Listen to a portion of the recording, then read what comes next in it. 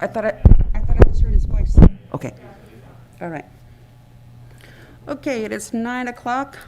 Let's go ahead and open up this meeting. Let's start with the Pledge of Allegiance by Supervisor Peter Hernandez.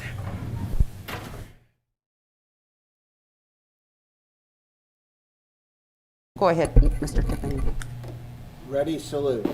I pledge allegiance. I pledge allegiance to the flag of the United States of America and to the republic for which it stands, one nation, under God, indivisible, with liberty and justice for all.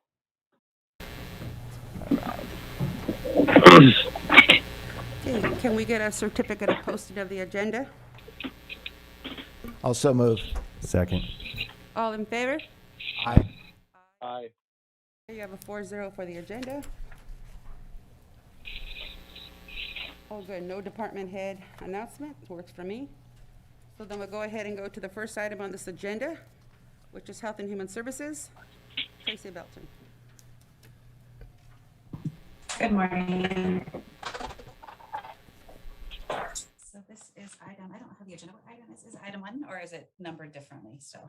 One from the new agenda. Item. Yes. Awesome. Okay. This item is before the Board of Supervisors for the introduction of the ordinance entitled Santa Cruz, Monterey, Merced, San Benito, Mariposa Managed Medical Care Commission. As you recall, the county has worked with Central California Alliance for Health to bring the process of a county organized health system to the county in an effort to improve the access to quality health care to the Medi-Cal beneficiaries and our residents. This ordinance is a requirement by the Department of Healthcare Services. And last week, Merced, Monterey, and Santa Cruz all approved moving forward with to change to this model. The next step is for the approval of the ordinance at the next board meeting on September 14th. We also have staff from California Alliance for Health, Central California Alliance for Health available if there's any questions. Any questions? Is it possible for you to update what's happening with the individuals in the community that have accepted the incentive? And what's the process for anyone who isn't aware of it? And do you have numbers to report by any chance? That's maybe a different agenda item. It's not on today's agenda. Even though it's Health and Human Services and it's something that just happened yesterday? Right, no. Okay. Then I retract my question. I'll save it for another day then. Yeah. Thank you. This item is specific to the ordinance for the Central California Alliance for Health. Switches to the first formal reading of the ordinance. Okay. Yeah, Madam Chair. Tracy, maybe you can just quickly give us the timeline. I know this is a process we're going through, and this will actually takes effect a little bit down the road. So maybe just remind us exactly the process here. Sure. So we have the first reading and the second reading, and the dates have been changing with the state for the final approval. And I don't have that date in front of me. If you're able to move Benito Carlson, she's from the Alliance. She can probably answer some date questions. She's been up to speed on that. Benito Carlson, she's in the attendees. If you could move her to a panelist, that would be great. As well as Stephanie, she's also the president. If you could move her as well, and they could help with the timelines. Thank you very much. Hi, Stephanie and Danita. Thanks for joining. Can you help answer those questions on the timing? Sure. Good morning. This is Stephanie Sunshine. I'm the CEO of Central California Alliance for Health. And so the state is still on track to make a decision about the movement of the counties from the existing model to a county organized health system sometime in October of this year or towards the beginning of Q4. Once the state makes that decision about the model that each county will utilize for its Medi-Cal managed care plan, then we would start working with stakeholders in the community towards a 2024 go live. And so we'll have a couple of years of development and planning before the change occurs. Okay, thank you. Sure. And then Stephanie, I'm just excited about this move. I know that we as a county have had problems in the past with individuals trying to seek medical services, and so I'm very hopeful that this is going to solve some of those existing issues. So thank you very much for all of you working together and making this become a reality. Thank you.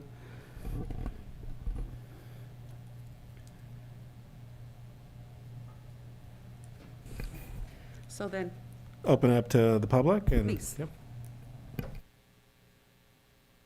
If you'd like to make a comment in chambers, please fill out a speaker card.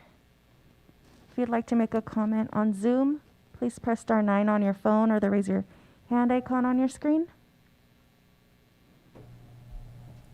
No comments.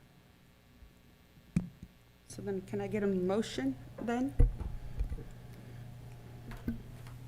I'll move to approve per staff recommendation.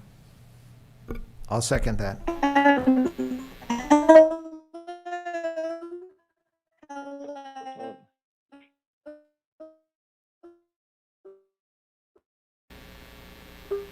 Okay, so then I have a first and I have a second. Okay. All in favor? Aye. Aye. 4-0. That sounds like a ghost in Not a warning. I think you need to mute someone.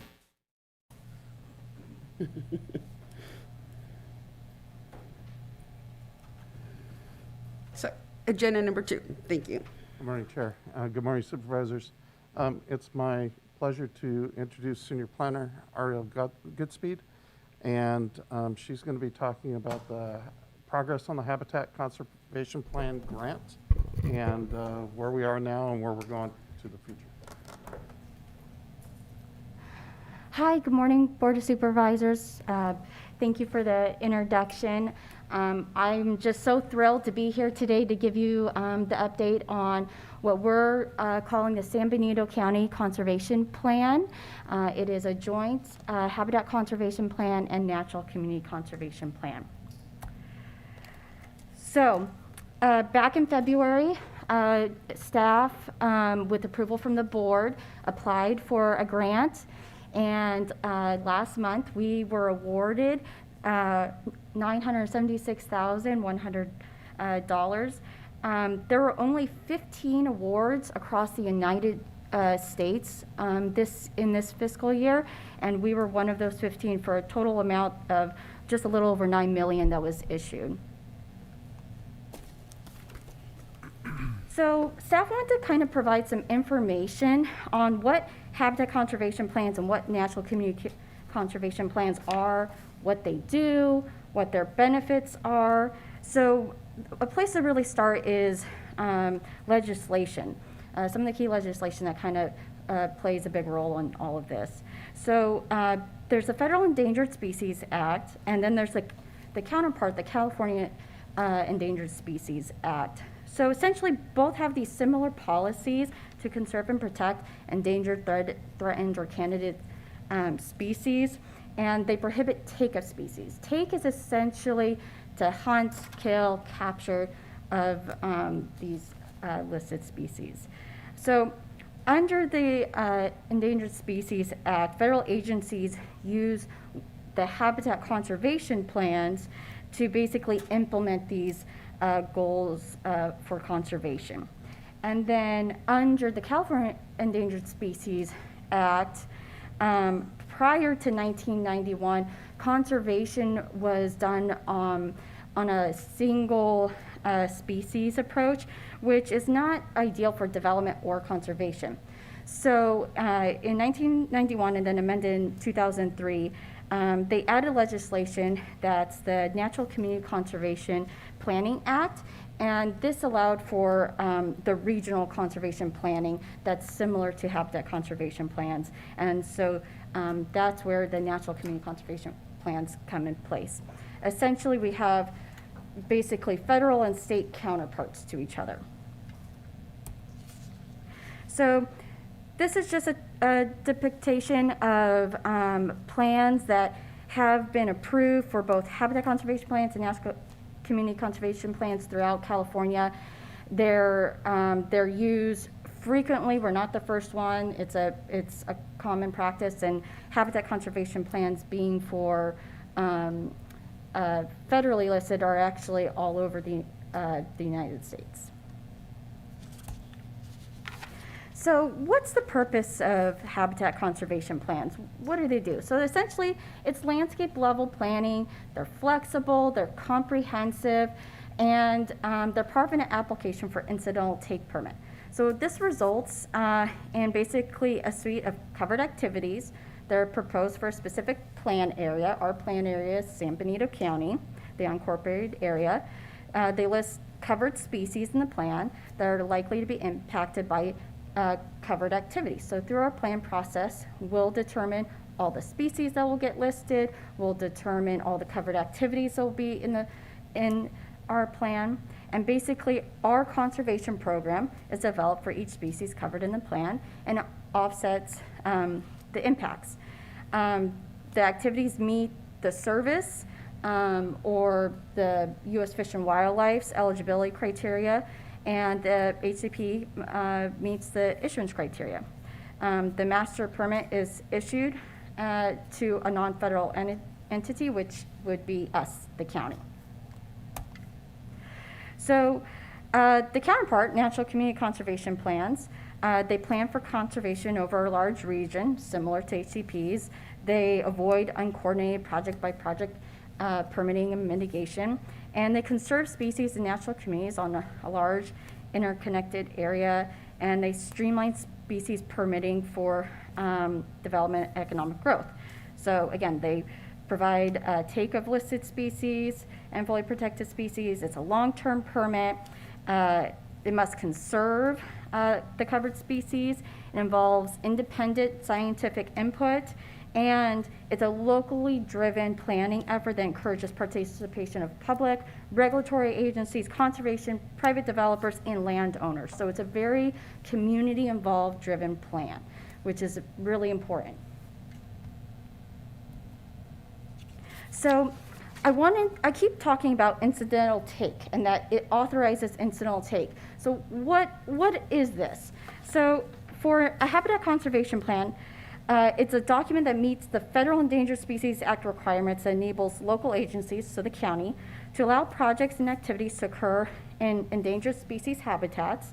And in exchange, those projects and activities must incorporate prescribed measures that would minimize, compensate, or reverse effects of the natural communities and endangered species.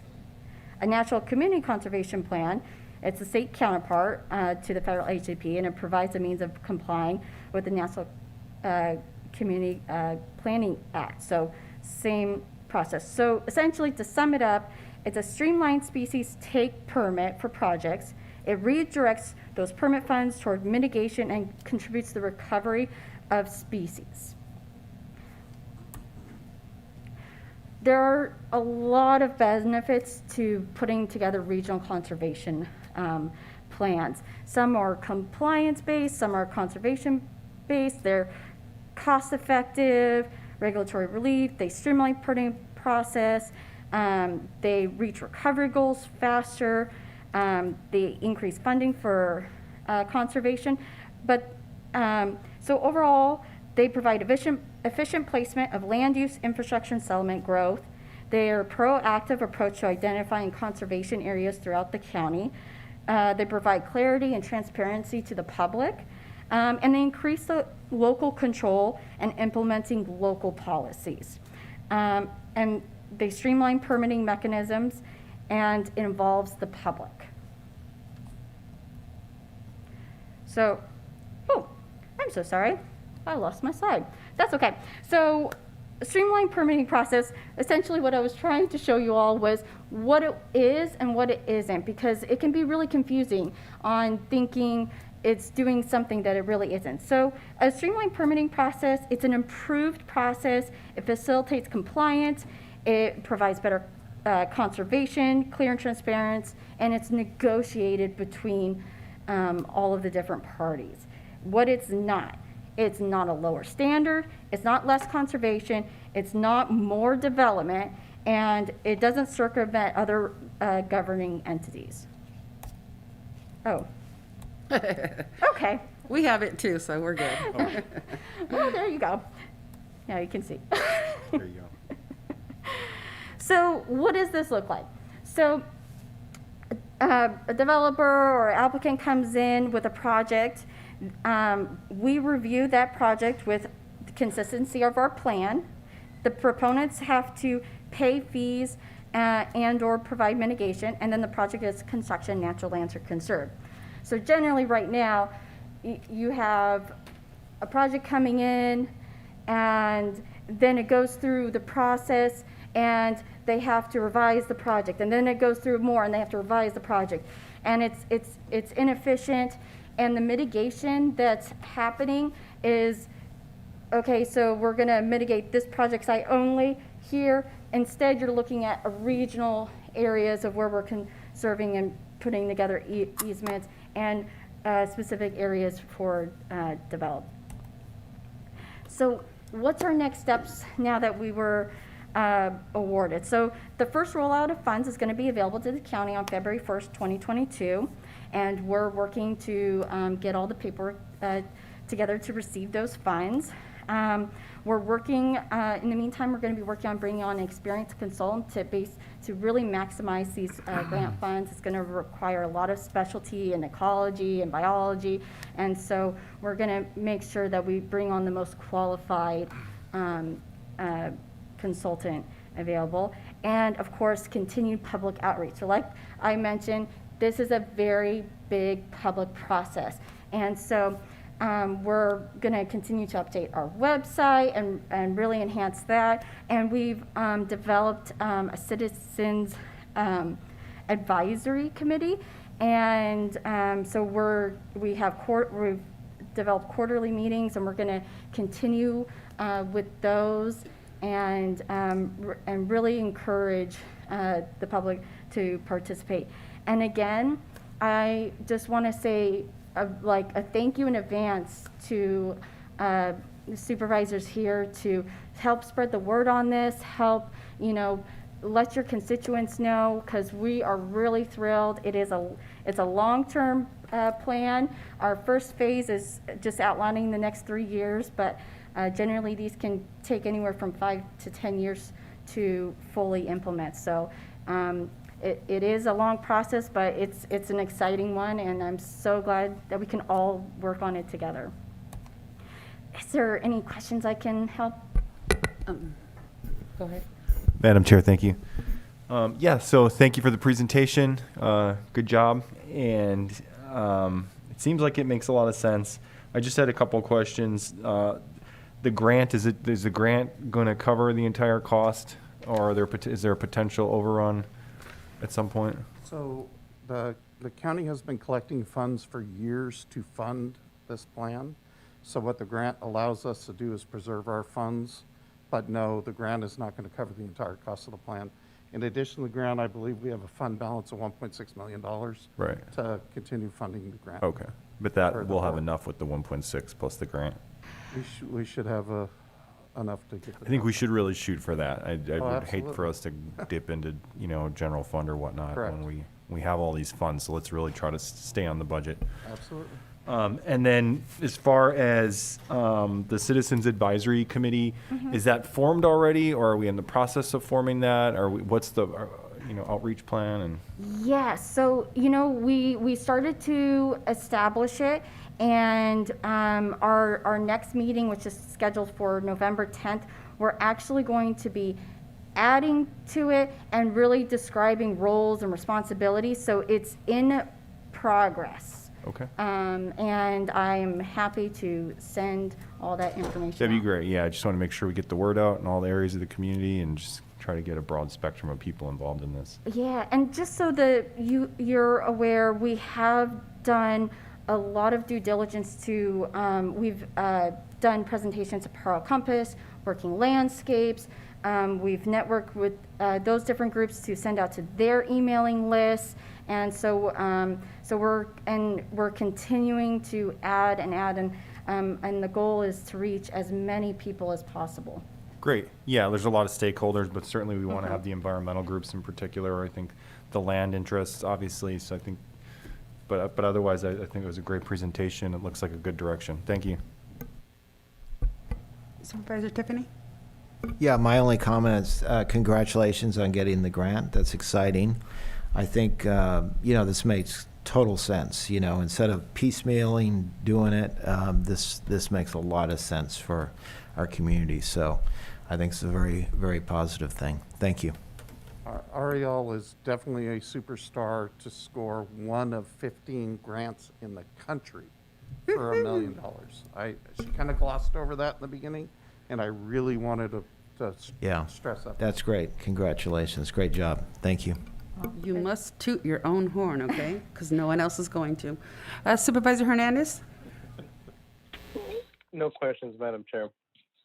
I just had more questions than anything else. The taking slide, we don't have that one. And actually, our slide is a little bit different from yours. So if you can, it's okay. So if you can send us yours, because yours has a little bit other details. Ours has more information, which is, I thank you for that, but it's not the same as yours.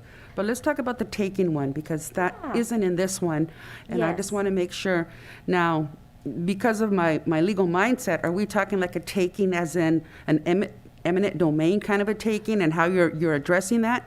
No. Okay, so let's go back and talk about taking a little bit more, because you don't have a definition or anything there on that. You just mentioned a taking. Yes, So- okay, so take is essentially, it's under both the Endangered Species Act and the California Endangered Species Act. And the definition is related to species that are listed or endangered, fully protected, or candidate species. And it's hunt, capture, kill of those species. So that is the definition for take. So it's related back to species. So that's not- prohibited, then is what you're saying? Yes, it's Okay. prohibited. Now, when we have a plan, because we're looking at a species regionally and improving their habitat overall, the plan does allow for us to authorize take. So they can take here with plan development, and then we provide that mitigation in another area under an easement, and where we've designated that we're going to have that conservation easement for the plan. So, and it really relates back to the habitat. We want to make sure that we're preserving good habitat, that we're connecting habitat corridors, and this, sorry, I can go on. So That's does okay. that answer? No, I just wanted to make sure, because when I heard that word take, it's like, ooh, it kind of scratched the ear there. And so, go I ahead. want to make it clear that it's not taken lightly. All the protections are still in place. It's just over time, it's been recognized that spending tons of money and effort to maintain a tiny population, where all that tons of money and effort can be better spent maintaining the population as a whole. That's kind of the way the California environmental law is going now. I think one of the previous reports that I've seen since I've come on the board in January, you guys had a very comprehensive list of all of the species that are on there, and so that might have been nice as an attachment, just not to cover each one. I have but- that. I put it as a back here. Because it was very, very thorough. I remember seeing that on, in another report. And so that way, Yes. the public sees that we are, making every effort to protect those endangered species. And this is a preliminary list. The planning effort and the scientific input is where we come up with a final list. But we had to identify a preliminary list of species to apply for the grant. So this is not the end-all, be-all. This is just our starting point. Right. Okay. I have another questions. So what is the will of the board on this? Is this just a report, or do we have to accept the presentation? Okay. Yeah, Thank you very accepting the much. presentation. Very well done. So, item number 3. I'm sorry. Yes? I'm sorry. Public comment? Sorry, thank you, no. Public comment, please? If you'd like to make a comment in the chambers, please fill out a speaker card. On Zoom, please raise your hand. Press *9 on your phone or the raise your hand icon on your screen. You've been unmuted. Please state your name for the record and your district number, and you have 3 minutes. Yeah, this is Valerie Egland, District Number 2. And I listened in on the initial meeting of this new group, and it's very exciting. The plans, Ariel has been just fantastic, an amazing amount of work she's put into this, and I congratulate you on getting the grant, Ariel. But what I'm wondering is how this affects our planning department and people who are looking for permits in building and such. Am I hearing that the focus is going to be more on corridors and larger areas for preservation of critters rather than micro managing the species? So thank you.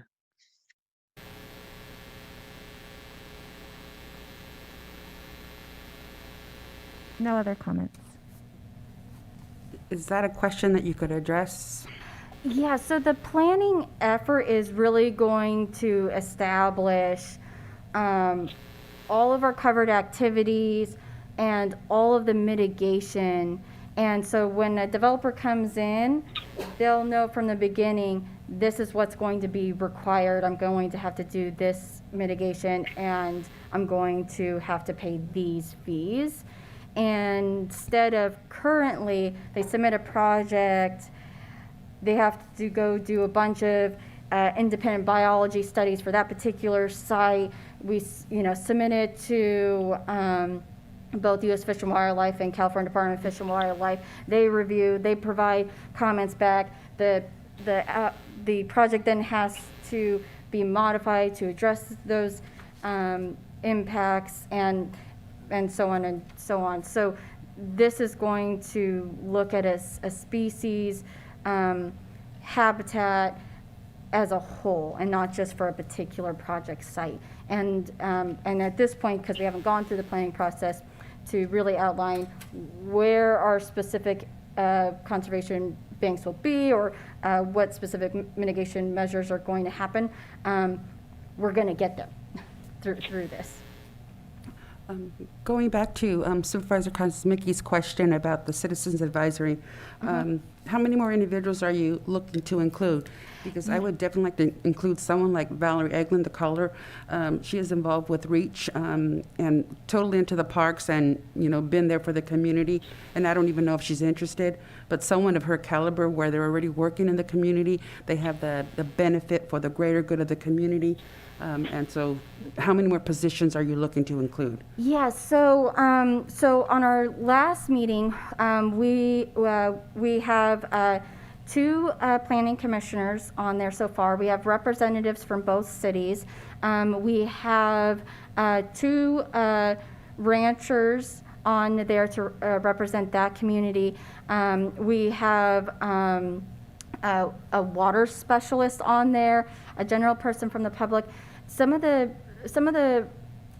I was going to be bringing back in November. What we need to add on is representatives from environmental groups. I would like to get the water district on there as well, and we've been in conversations with them. And we also need to get a developer representative on there. So those are some of our constituent pieces that we haven't been able to add, and I would like to add those representations on there. Madam Chair. Yes, Supervisor Hernandez, go ahead. Thank you. Yeah, I appreciate Valerie's questions. I support this ultimately because I feel like there's a process involved. It sounds like it's going to be a little bit easier than CEQA. I know that that's been a big issue for the state, even as it pertains to housing or whatever. But my question, is there going to be more of a, like you mentioned, a local planning process? So are the rules going to be allowed to where we're looser, or we have to be, still equal to the state or stricter? We do have to meet both federal and state requirements that will conserve species. So that element isn't going away, but it's adding public process into it, and it's adding our local control. So right now, the county cannot issue take permits. We have no authority over any of it. It is with the state, and it's with the federal government, with U.S. Fish and Wildlife and California Department of Fish and Wildlife. This would actually bring local control here, because we're basically being issued from U.S. Fish and Wildlife and California Department of Fish and Wildlife to be able to issue these take permits.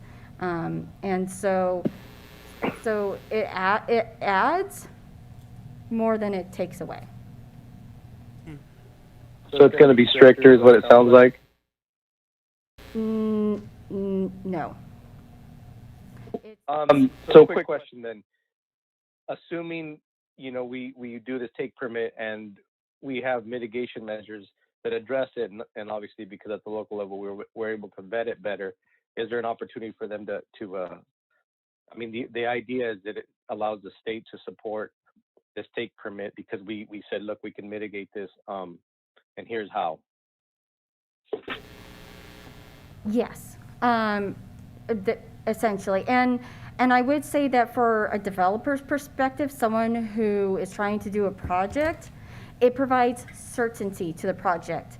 There's a lot of times where you get through the end and you can't mitigate. It's unavoidable. And so this would allow them to know they don't have to go do individual studies. They don't have all the increased time. It's all at the very beginning. So it's going to save time.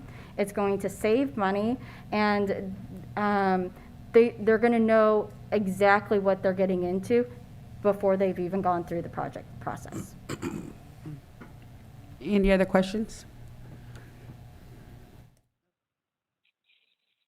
I'm good, Madam Chair. So then we could go on to item number 3. 3. Thank you, Ariel. Good morning again. I'm here to give you an update and introduce you to the concept plan that we developed over a few months for Riverview Regional Park. Just a reminder, the state of California is offering regional park grants of up to $3 million available only to counties and special districts for projects larger than 45 acres. We went through a lot of work at the beginning of this to secure that 45 acres through a 99-year lease with the high school. The month of May, my staff worked, in fact, Ariel, once again, my superstar over there, we worked very hard with a targeted public outreach campaign to get input on the design of the park. And we had over 300 individual responses, and I can tell you that is a very good response. When we did the park master plan over at the city, we were excited to get 60 responses. Then we began working with our consultants. We were able to incorporate many of the specific features that were requested from the public. The property does have some restrictions due to flood zones, geography, and terrain heights. That does not allow us to accommodate all the requests. We have preserved all the requests in case we can accommodate them elsewhere, or in the future, if more funding becomes available, perhaps we can accommodate them on site. Because the site's adjacent to the high school, we focused on the incredible opportunities that the park's location provides for dual programming and shared resources. Effectively, 95% of the county's high school age children attend that high school. So that's a huge section of our population that's captive right next door. So if we can get them to use the park, we've succeeded in really touching a large majority of the community, which was one of my goals. Other amenities were also included that weren't called out by the public research because they created opportunities for additional public-private partnerships and also create unique recreational experiences in the community. And most importantly, they give us more points on the grant application. And the other thing we tried to do is not to repeat features that were available in the other parks throughout our system and Hollister system. We really tried to bring new recreational opportunities to the public. So I have the concept plan carved up into chunks because it's just such a large space. You wouldn't be able to see everything. So this is kind of the northern end of the site. As you can see, we have a large triangle-shaped parking lot. Off that parking lot will be the restroom facility, because to make the restroom work without a lift station, it has to be at that altitude. We can't put it down in the lower bowl. If we do, we have to install a lift station that could cost anywhere around $250,000 and be a maintenance nightmare. Also, because what we were trying to do on an adjacent property didn't work out, we'll need to construct a small maintenance building to keep the maintenance equipment in, because trucking it out there from the South Side Road every day would eat up 3 hours a day, and that's just an inefficient way to do the work. So we'll put up a small metal building in a little yard to keep the lawnmowers and the weed eaters and garbage bags, et cetera, in. Just below that, using the natural terrain, would be a amphitheater. It's located close to the parking lot, so special needs populations won't have to travel far to get to it. Adjacent to the amphitheater, as you'll see. Can I stop you there just for a moment? I'm sorry. So the amphitheater is that half circle there, right? Correct. Is there any way you can? Mouse show up there? No. So right before the big, yeah, good, okay, I wanted to make sure, okay.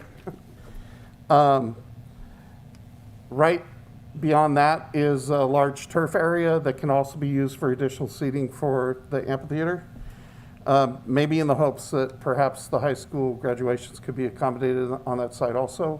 Further conversation needs to occur with the high school district. The yellow area adjacent to the parking lot to the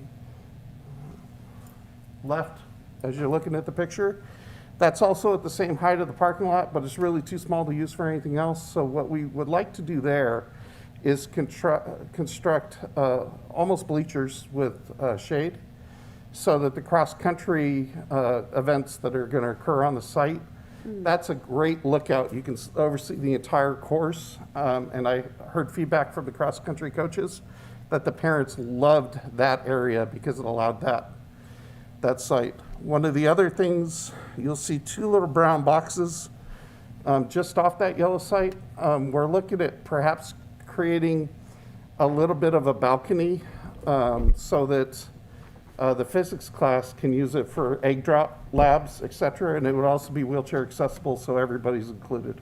Good. So there's no stairs that anybody would have to climb in order to do their experiment.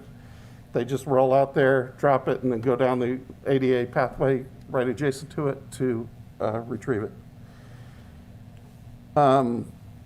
Continuing left, you'll see a series of 8 pickleball courts that also could double as tennis courts.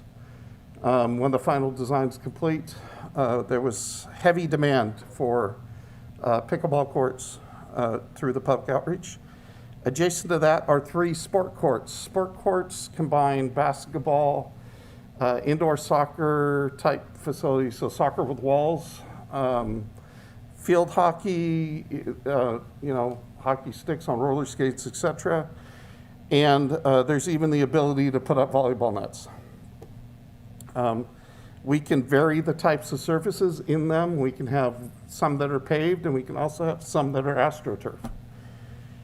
Adjacent to that, the large yellow area is a planned community garden.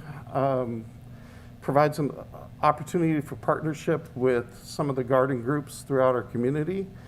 That's points on the grant. It also provides opportunities for people not only to learn gardening, but it also provides space for some of the people in the high density housing that don't necessarily have access to yards to also be able to grow vegetables. Just below that, we're hoping to install a bicycle pump track The final design may vary to what we have there now, but we do not have a pump track in the county. I do know the state is working on one up at Hollister Hills Park, but currently there isn't one, and I believe that would be a great feature for this facility. Can I ask a question? I'm Yes, ma'am. sorry. What is a bicycle pump track? It's basically a paved race course for bicycles with lots of curves and different terrain. Would it be something like the skate park, but for bicycles? Yeah, but more like a path, more like a track, not a wide open area. Well, I've where- seen some like, the BMX bikes, like, for the Olympics or whatever, the Correct. sports. It'd be something similar to It's very that? similar to that, but much Wow. smaller and yeah. Wow, thank you. Madam Chair. Oh, sorry. Yes, Supervisor Hernandez, go ahead. Yeah, just really quick. A pump track. I have a niece who used to do it a lot. Basically, you're working your legs because it has a lot of up and down hills and turns. So it's kind of like BMX racing, but it really works you. So ultimately, it's like a strong conditioning, and it's fun. So anyways, it's a big family-driven event. I know that they actually have tournaments on pump tracks and stuff. Just adjacent to that, you'll kind of see some blue Stonehenge-looking spots on the map with the yellow trail. That is a 9-hole disc golf course that was also requested by the public. And it kind of winds itself through that section of the park. And obviously, there's pathways, different pathways throughout the entire park. And the majority of them will be universal access, so ADA access. Some of them we're hoping to include equestrian access on the river portion, not necessarily up here in the developed portion of the park. Moving to the next, sorry, I actually blew them all out. So, so there's your pickleball courts, your community garden, your pump track. Excuse me, Close up of the golf. the frisbee golf. Madam Chair, excuse me, Mike, quick question before you move on. You mentioned restrooms. Correct. As well as pickleball, which I see is up there. And in the agenda attachment, it said restrooms was among, as well as pickleball for that matter, among the items that we couldn't get to. So we are going to have restrooms. If we can afford it. Okay. So the issue with restrooms is, there we go. The issue with, this doesn't work on the screen. So this is San Benito Street. That's where your water and sewer is coming from. So we're gonna have to pay to run the water and sewer lines all the way into the park. So your restrooms could easily be a 2-stall restroom, both universal, just like I did up at Valley View, $1 million. Yeah. About $500,000 for the plumbing and $500,000 for the building. Wow. So I would recommend putting that as a lower priority unless we get the grant funding. If we get the grant funding, it should be no problem affording it. Yeah. Well, when I saw it wasn't on there, it did raise a red flag with me because, obviously we're hoping to have a lot of people use this facility, but without restrooms, that's a concern for sure. Correct. But Yeah. in the meantime, we can put portable out there. It's not ideal, Right, but it is an option. yeah. Okay, thank you. Yes. Madam Chair, Yes, my go microphone, ahead. I think my microphone needs to be fixed. Just to follow up on that, the $1 million, the sewer connection,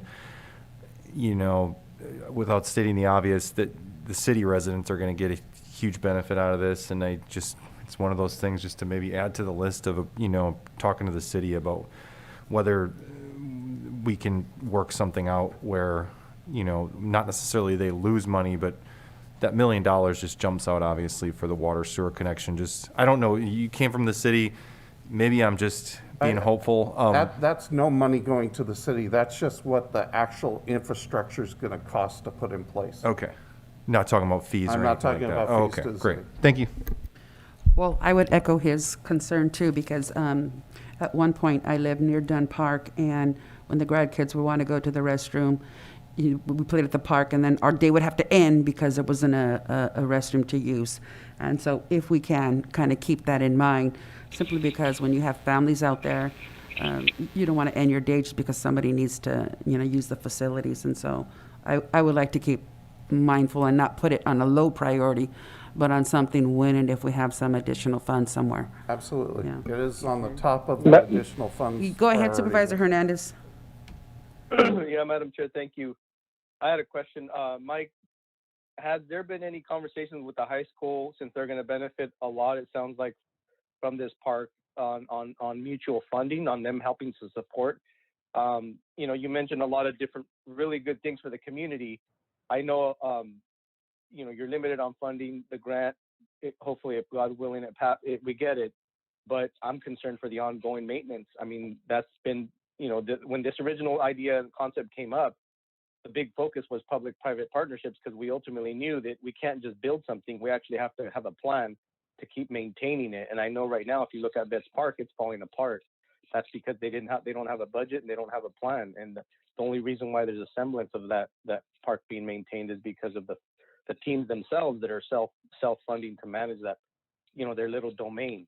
So that, it's like the plan in and of itself to keep this park going, I think is really important. And I think, I would like to see concession stands, some kind of an opportunity for private agencies to be able to help with the revenue generation to, and just earmark those dollars specifically back into the park, right, to maintain the park, whatever that means. So anyway, has there been, long and short, has there been any talks with the high school about supporting this park? That meeting hasn't occurred yet. And as you'll see as we go through the plan, there are opportunities for concessions as we get a little deeper into the park. The pump track is an opportunity for a concession. The amphitheater is an obvious opportunity for another concession. The community garden could be an opportunity for a concession. So there are opportunities created in here. I'm not necessarily calling them out as we go along. Madam Chair, one other, Okay. excuse me. Yeah, sorry, my final comment, sorry, Supervisor Tiffany, is I need to stress that if we don't have a game plan going into the future for private partnerships, I don't see this park being sustainable. So I really want to make sure that that's included. I mean, the original idea had competition fields, baseball fields. They had a different design, different layout, and ultimately they became an extension opportunity for the Vets Park because I know that they're lacking field, and ultimately when they have their tournaments, they're small in scope. Sometimes they would love to be able to extend into the regional park. Just my final thought. Sorry, Supervisor Tiffany. Follow up on a couple of points. We're talking about funding and maybe working with the high school. Is there any opportunity to circle back to the city and get their financial commitment on any of this? For example, the sewer hookup that Supervisor Kuzmicki brought up. Again, as was mentioned, this is certainly going to greatly benefit Hollister residents. I know we've moved forward with this in spite of the fact that the city was not able to reach an agreement on the road situation, which is, we've moved past that, but it sure would seem like the city could participate in this. So that's one question I have. I may be getting ahead of you, but I'm just curious also, in addition to the cost of setting this up, I'm concerned about the maintenance, the cost of maintenance and security, particularly given where it is, on the riverbed. I'm sure you know where I'm going with this, so I'm just curious about that as well.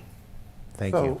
So I would never close the door on any group or any individual, so there's always an opportunity for the city to participate. And I can reach out, we can reach out, they can reach out to me at any time. As far as ongoing maintenance costs, we have designed this park to require the minimal amount of maintenance. About the minimum amount of maintenance you can have to have a park. The majority of the sites are going to be hardscape, low maintenance. You go out there with a blower once a week to blow the rocks off, so that if, for the pump track, for example, you don't wind up with a thorn or something causing a flat tire. The large lawn area really cuts down on the cost of maintaining that large lawn area because it's all in one spot. The irrigation's all in one spot. As you'll see, a large amount of the park is going to be left natural, quite simply because we can't afford to maintain a park developed to city neighborhood standards where the entire thing is landscaped. And plus, a regional park has a different philosophy than a city park. If you go to Santa Clara County's regional parks, you'll see a lot more natural open spaces with little featurettes throughout the parks. A city park, the whole thing's developed almost like nature put in a box, but there's a much higher level of maintenance required. So that was very conscious in our design process as we went through this, to design a park that could be delivered at a minimum of cost and a minimum of effort. And my question about security, is that an issue that's going to be looked at as far as, again, it's a big area, and there's trails, and, you know, of course, in the riverbed, there is a concern about the homeless, and et cetera. So I'm just curious what thought has been given to that area. So the sheriff has already, it's already on his radar that they'll be needing to patrol that area. The trails are going to be designed so the sheriff can patrol it at ease, so no getting out of cars and removing bollards, et cetera, for them to patrol through the area. So it's as easy as possible. Plus, as we go through the process, we're going to design it for sightlines. You don't build trails that go through bushes, et cetera, where people can get attacked. So part of the design of the park is to design it to make it easy to see what's going on, eliminate those hiding spots, blind spots, et cetera. And it makes me wonder, what about lighting? Currently, we're looking at solar lighting, but unknown budget-wise where we're going to come in with the basics. So currently, my goal is to get the sidewalk lighted along River Parkway. Okay. And we're really leaning towards solar for several reasons. Number one, cost, but also PG&E's wait list is now several years long to get services into the facilities. Like Santana Ranch Park, it's delayed 8 months just on PG&E to get the electrical service installed. So Okay. we are looking at, will the entire park be lit? Probably not, because we're not going to be able to afford it. Okay, thank you. Madam Chair. Yes, go ahead, Supervisor Hernandez. Sorry, yeah, I appreciate Supervisor Tiffany's questions, because yeah, he's right. There's probably, you know, until we address the homeless issue in the river, there's going to be issues. But you know, my estimation is that you're going to end up having, the hope is a higher level of foot traffic in that area, a lot more visibility to the public, ultimately a lot more concerned folks, right? Because they're going to want to protect that park and enjoy it. And I think there'll be a level of self-policing. The only other recommendation would be is to have some kind of a plan, you know, with the sheriff's department, so that way there's I don't know, you have some kind of a phone line, or I don't, just off the top of my head, but some kind of a plan so that there's a good response opportunity. But as far as the maintenance, I think, was it the maintenance? Yeah, you know, I think, or I'm sorry, the safety, the boundary line, I think, along the riverbed. I know, Mike, that's kind of one of my concerns, because Supervisor Tiffany's right. We, you know, once you go farther down, then there's a lot more trees. You know, so I would imagine you're going to probably get rid of some of them. I don't know. But either way, the along the riverbed, the lighting, I think, is going to be really important, because if you get farther away from the road, it just gets a little bit less safe. So those are just, you know, and then obviously along the actual River Parkway Road itself would be really good. So those are just my thoughts. Thank you. And Supervisor Hernandez is 100% correct. People thought I was insane when I put that playground up on top of Park Hill. Park Hill was abandoned effectively when they removed the previous playground, and it was left for things that we won't talk about because they're not G-rated. My office was up there, and I witnessed it every day. I challenged the city manager of Era to think outside the box.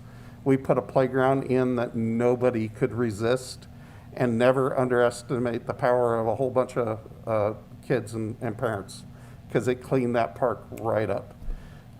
So I would expect use of this facility to cause that to happen also. People that are doing things like that really don't want to be around other people when they're doing things like that. Thank you. And thank you for not mentioning what you didn't mention. So. Also, adjacent to the amphitheater to the right is a group exercise area. There's individual stations throughout the trails, but there are also going to be a large group exercise area where people can not only exercise but socialize. There's all kinds of fancy exercise equipment that you can install in parks now, but my rules are no moving parts, because when you have moving parts, things break, and it's more maintenance. So these are all off your resistance, body weight, etc. Additionally, throughout the area, which the park is just too big and we're zoomed out too far to see, there will be several picnic areas throughout the park. Good. And a change we're going to make to the traditional picnic area is we're going to include a table at the front of the picnic area, so it can also serve as an outdoor classroom. If we put in a bunch of picnic areas, they'll be heavily used on the weekends and pretty much ignored during the week, which kind of fosters some of that activity that no one wants to go on. But if we can make them adaptable to outdoor classrooms, it gives the high school teachers just across the street an opportunity to bring their students to the park and use those picnic areas during the week, which will keep that behavior to a minimum. This is kind of the middle section of the park. Features that you'll see starting on the right-hand side is probably the biggest playground to date, and we're calling it an adventure playground. So lots of climbing, lots of running, lots of playing. And it's conveniently located just across from the group exercise area. Okay. The pink blob Okay, good. Thank you. with the black squigglies in it. It's conveniently located across from the group exercise area, so parents can exercise and socialize while their children are playing on the playground, and we still have supervision. So, question for you. ma'am. With regard to the playground, it's so far removed from the roadway. Is there going to be any kind of entrance there? Because, you know, some people aren't going to want to travel 3/4 of a mile, half a mile just to get to the park. If you notice at the top of the picture, you'll see the parking lot. And then there's an ADA pathway straight down Okay. to the playground. And it really is not very far from the playground Okay, to the good. parking lot at all. Just park the furthest end of the parking lot then? It's Okay. far enough away from the road that we won't need to worry about kids running out into traffic. Right. And it's also on the lower section of the park, so that natural terrain will keep that from happening.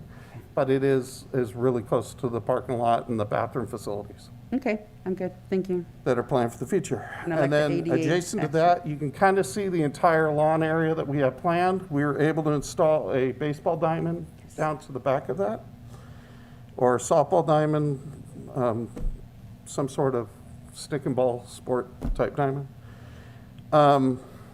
Below that, there's a natural rock outcrop within the park when you get down in there. We kind of like to use that and accentuate it as an opportunity for a little bit of geology exploration and another opportunity for school kids to come down and learn. This park is adjacent to the San Benito River. There's plenty of examples of just about every rock type they need to introduce in the course. And you can also see how the earthquake faults work in the area.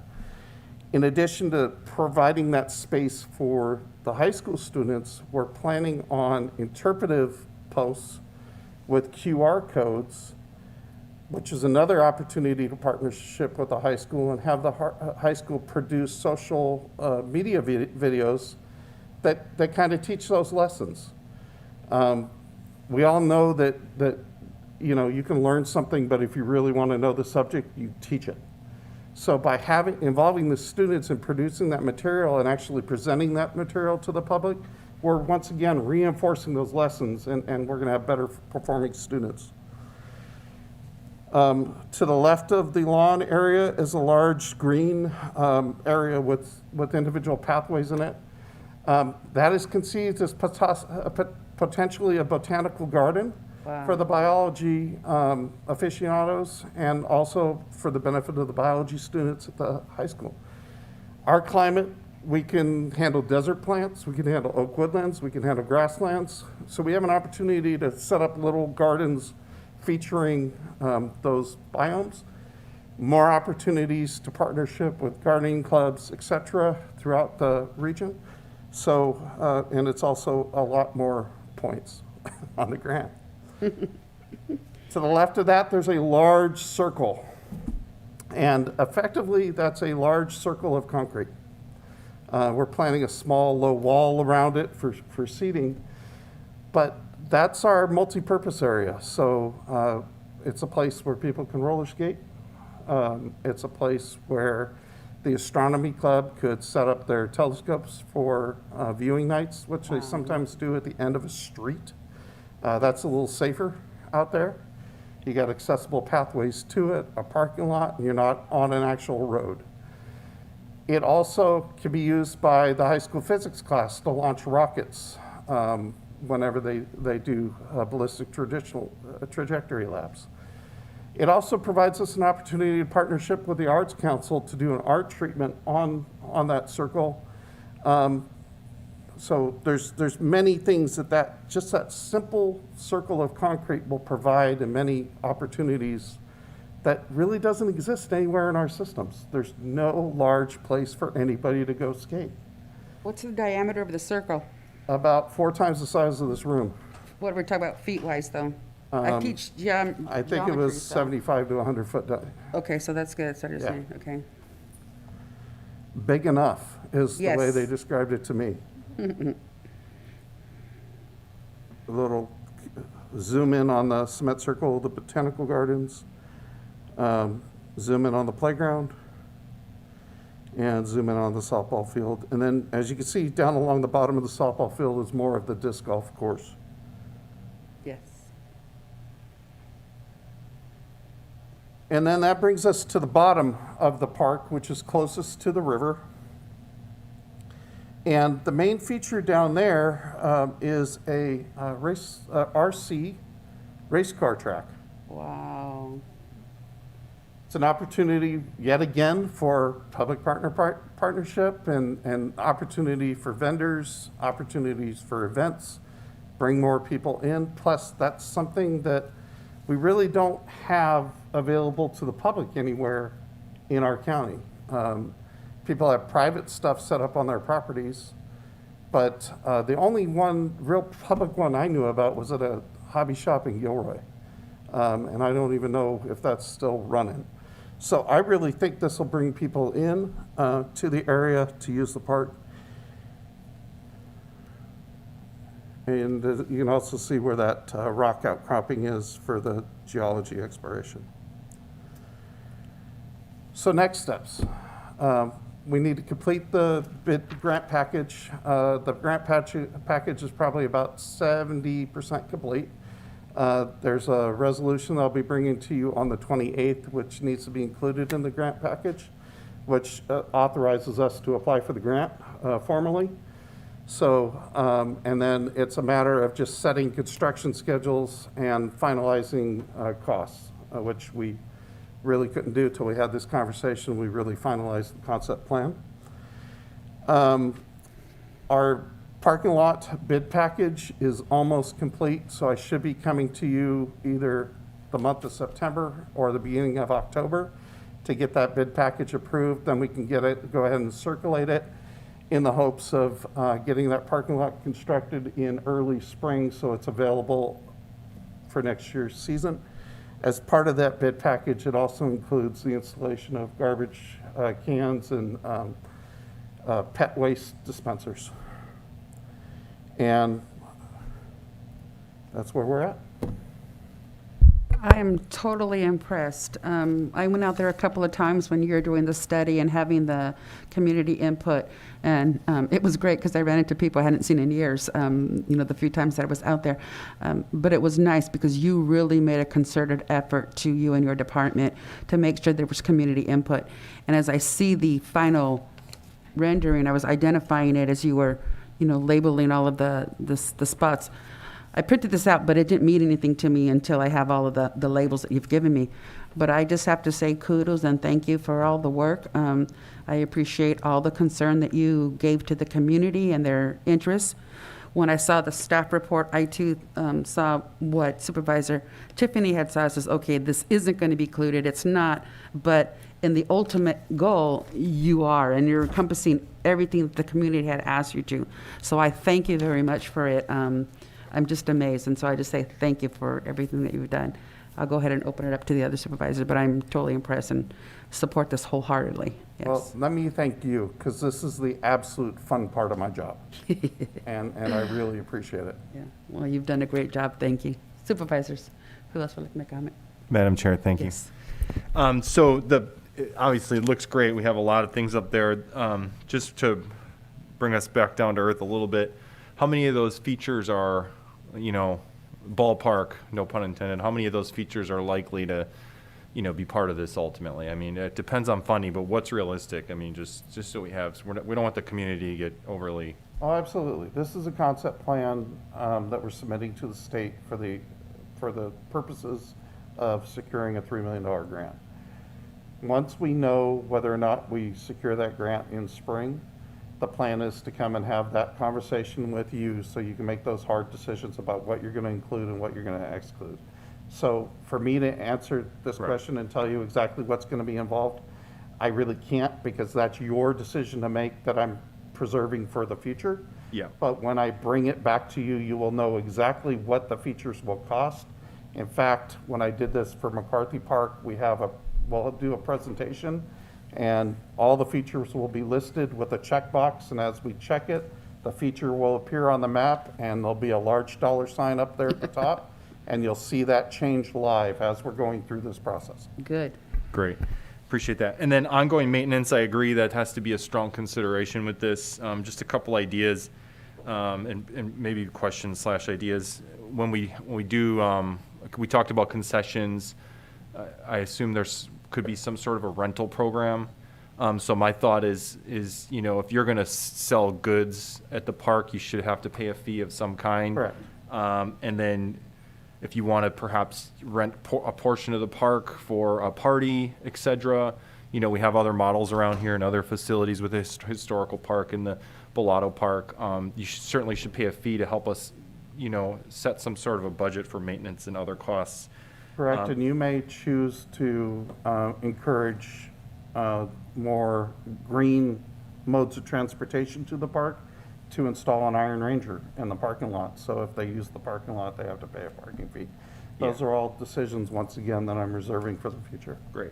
And then another thought, just to potentially try to cover some of the costs going forward. I've been a big advocate for a while now about sponsorships and opening the door for the business community and nonprofits to take. I've seen it in other areas in other states. You go to really, really nice parks and they tend to have sponsored by so-and-so. Even naming rights for parks, I think, should certainly be on the table. For me, if it can help pay for it, giving away the name is not the end of the world. So I agree, but I would encourage us to develop that policy promptly before we market anything, so we don't put ourselves in a situation where there could be conflict, similar to a flagpole. Yep. We don't have to talk about priorities. I have my own, things that jumped out as better or worse. We can get to that conversation later. We talked about the water and sewer line part. I appreciate the nature. I think that, again, these are, I'll try to stay away from these, but I really like the idea of the interpretive thing. And the playground as well, I think, should be a top priority. It's really an anchor for any park. And then And then how quickly can we get, lastly, how quickly can we get, you talked about the parking lot, some sort of a semblance. At what point is there a park? At what point can the public go there and just start to do some things that are, you know, casual in nature, I guess? Well, the park currently is open. The pathways are in place. We need to have a conversation in the future about purchasing the proper equipment in order to mow it. Because currently we don't have the equipment we need to mow that facility. I've been trying to work with vendors to make that happen, but the vendor did not perform. So I'm searching for a new vendor. I mean, more where the public knows there's signage, there's something that's more, there's permanence to it. Like, I you would know, say maybe we spring do a of grand next opening. year, you're going to see a relatively significant change Okay. with the installation of the parking lot, the universal access down to the lower area, the installation of garbage cans, and we can include signage. Okay, that's all. Thank you. Yeah, thank you, Madam Chair. Yeah, I would agree with what both Supervisor Gonzalez, Supervisor Kuzmicki just said. I think very exciting, great job. There's certainly, you know, let's hope we get the grant and we can do all of it, but there certainly are some things that I would prioritize over others, but I think it's really exciting. I think the idea of sponsorship, that's a good idea that was thrown out there by the supervisor. So anyway, but overall, great job and really looking forward to seeing how this develops. Thank you. Supervisor Hernandez? Thank you, Madam Chair. Mike, thank you for all your hard work. I know you put a lot of time into this thing, and it's beautiful. I'm really excited about it. I know that's still a work in progress, right? There's details that we need to iron out and figuring out what's going to be able to actually happen on that park. My only thought, and it's funny because I was thinking about it, and Supervisor Kuzmicki kind of mentioned it, is I'd love for us to have. I mean, I originally I had heard that we were going to have some kind of movement on that park, even just cleaning it up in the summer. It didn't happen, and I'm not saying that there wasn't a reason. I don't know, so it doesn't matter. My point is just going forward, it would be nice if we had some kind of a game plan to mow that area, to clean it up, to really just get the public really excited about that park. Maybe put up a sign, future site of regional park, right, with a map on it. Something to get the public to buy. You know, there's already a lot of excitement out there, which is kind of cool that there's already a lot of people that visit that park right now, and it's really just just a piece of dirt, right? And there's a lot of weeds, and so all I'm saying is the staging of this would be good with a marketing plan and engagement to the community, getting them excited, and really if it was just like I said, something simple, but even cleaning it up, even for the sake of fire season. Cleaning that area up, I think, would make a huge difference so the public could really start becoming more and more aware and becoming more and more engaged, and ultimately increase the support of this park because I think it really needs it. Thank you. So we don't have to vote on it, just a presentation, correct? Correct. Okay, Thank you very much. thank you. No, thank you. Thank you, Mike. Yeah, public comment. Public comment, please. Thank you, Mike. Sorry, Mike, you're not done I yet. already did. If anyone in the chambers would like to make a comment, please fill out a speaker card. On Zoom, please press *9 on your phone or the raise your hand icon on your screen. You've been unmuted. Please state your name for the record, your district, and you have 3 minutes. Yes, thank you. This is Valerie Egland, District 2, Reach San Benito Parks Foundation. We have been so excited about the progress on the regional park, the huge amount of energy that Mike Chambliss has put in and his staff. Selena, oh my gosh, how many people to thank. I'd like to approach some of the issues that have been brought up and commented on. Number one is that the regional park needs to be a lot of wild open space involved.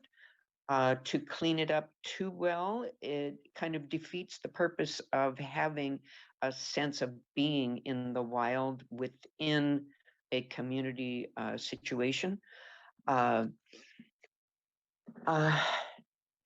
two, the open space, here in San Benito County, People move here loving the open space they see around, but every open space is behind a fence line. And so having that opportunity to feel like you're in a pasture or you're in a space that is a little more wild is good for kids, good for families to feel close to the earth. To have intermittent formal play areas is excellent. The opportunities that Mike has designed in there for the round cement circle is fabulous.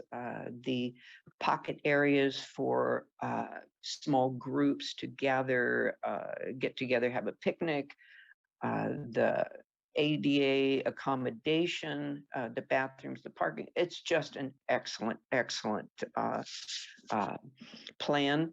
And with the vendor opportunities at each one of those spaces, and the partnering with the high school, the close by elementary schools that can come over and look at science and work in the garden, to have absolute sense of opportunity is wonderful.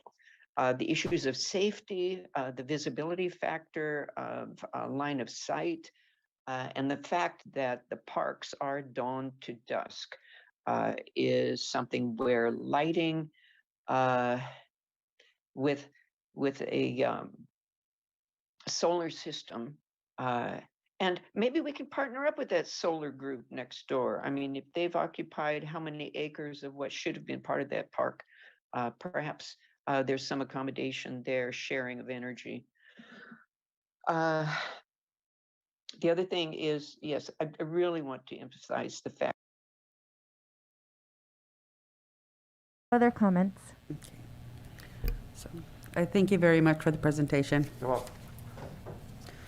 On to item number 4.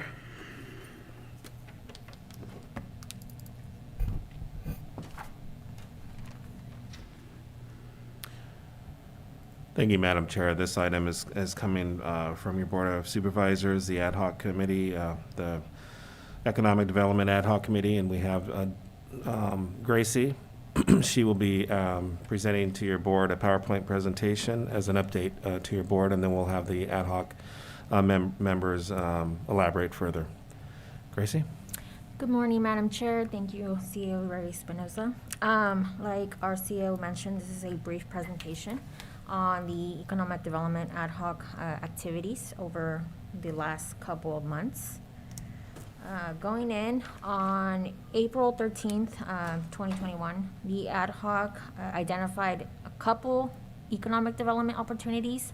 As you see on the screen, these are some of the low-hanging fruits that the board can take quick action on. Some of those are, we're going to go into more detail in the following slides. So the first one I'd like to talk about is our lobbyist. On April 13th, your board delegated authority to our CAO to go into contract with the best qualified lobbyist that we were able to interview and talk to. We were able to retain Michelle Rubalcaba. She has been talking to our legislators here in the state as well as in federal. And she is working on all potential opportunities that are available to our county, and that would be beneficial for us in generating revenue, as well as any grant opportunities and such and so on. The next item was on tourism. On May 11th, 2021, your board created a tourism ad hoc composed of Supervisors Gonzalez and Hernandez. This was upon recommendation.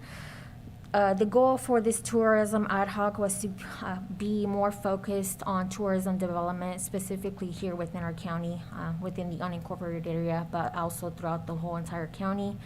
We wanted to have a unified voice where all of us were working towards a more focused goal with the hopes of bringing more individuals to visit our county, as well as increasing our revenue generation.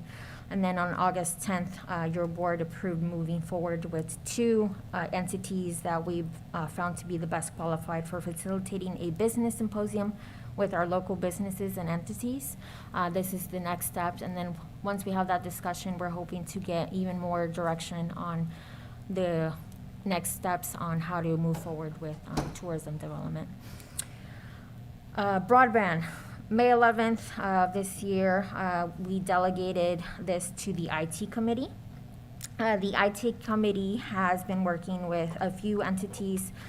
Your board also went into working with the RCRC, which is the Regional Council of Rural Counties, which we are a part of. And they were allocated $3 million. Was made through the American Rescue Plan.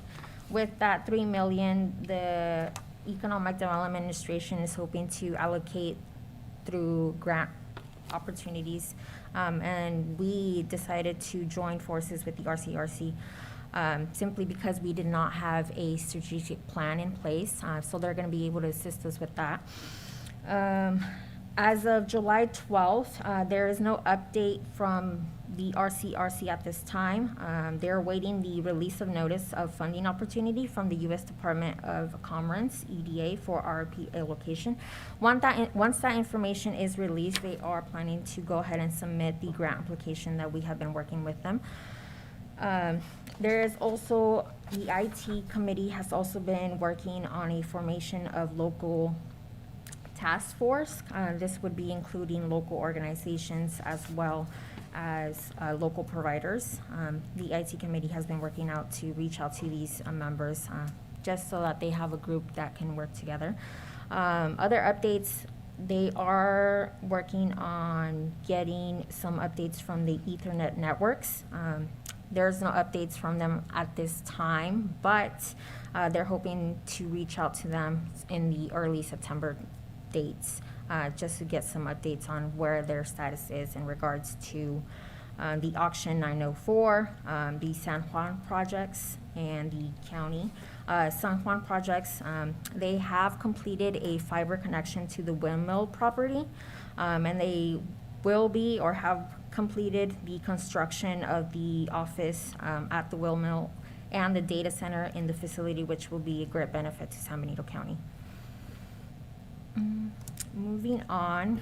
Madam Chair, Yes. excuse me, Gracie. I wanted to just add, when you're on broadband, I mentioned this briefly in my board report at the last meeting.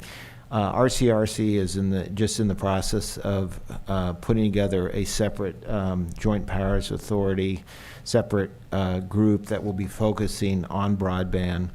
And I know that Ray just received an email in terms of getting that on a future agenda for us to agree to join that, which makes total